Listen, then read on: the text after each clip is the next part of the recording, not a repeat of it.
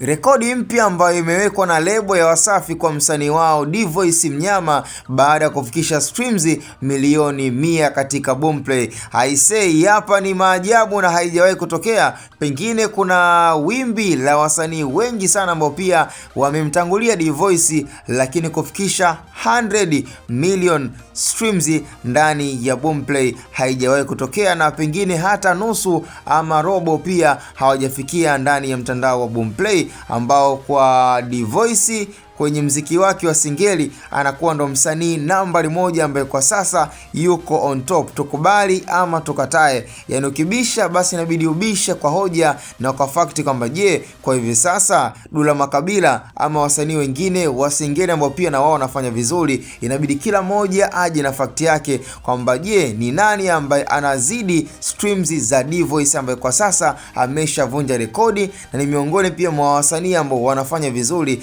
na mziki wao wa singeli unaonekana pia kupendwa zaidi nje ya Tanzania na ndani ya Tanzania. Milioni 100 streams ndani ya Boomplay sio kitu kidogo, aise. Yani ni swala ambalo tumezoea kuliona pia kwa kina Rayvanny, wakina Diamond Platnumz kuweza kupata streams kama hizi ni jambo la kawaida, lakini mpaka amefikia hatua msanii wa singeli anafikia hatua ya kufikisha streams milioni 100, basi ni hatua ambayo ni kubwa sana, na hii inaonyesha wazi kwamba mziki wa singeli pia na kwenye chati ambazo zimekuwa zikifikiriwa kwa ukubwa sana. Endapo wasanii wa singeli wangejaribu kuwa serious, basi ninaamini kwamba mziki ambao wa Tanzania tungejivunia basi ni mziki wa singeli na mziki wa taarab. Sasa ni mziki gani kwa haraka haraka ambao unaweza ukasukumwa kwa haraka na ukafanya vizuri na ukaonekana pia ni mziki wa kitofauti? Basi bila shaka tukubali ama tukatae, na ndio maana Travela, DJ Travela kama kawaida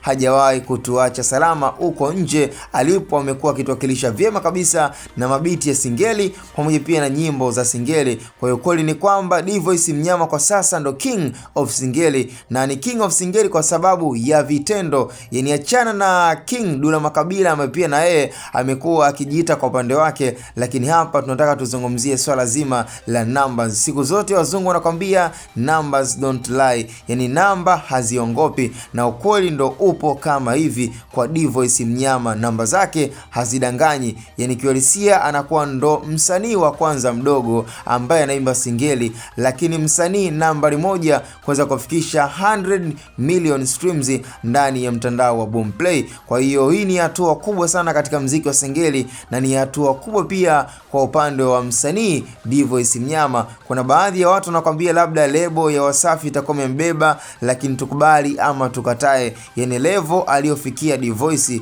yani hata kama ni kweli napata push up ya mashabiki kutokea usafini, lakini uwezo wake pia unastahili na anastahili kabisa kuweza kufikisha 100 million streams.